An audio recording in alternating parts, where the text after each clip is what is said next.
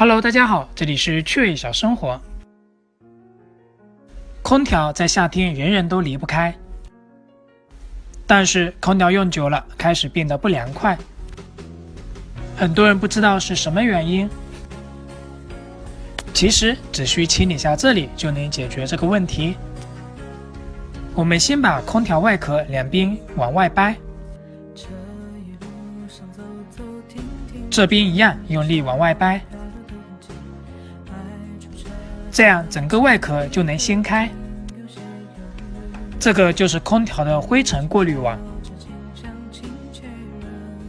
我们把两片过滤网都拿出来，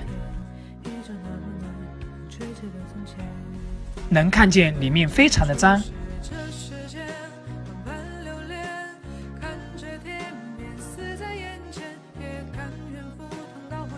拆下来的过滤网用洗洁精清洗干净。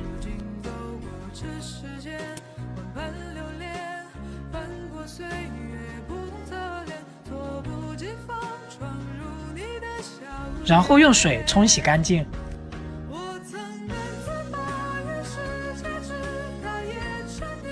清洗完放着晒干。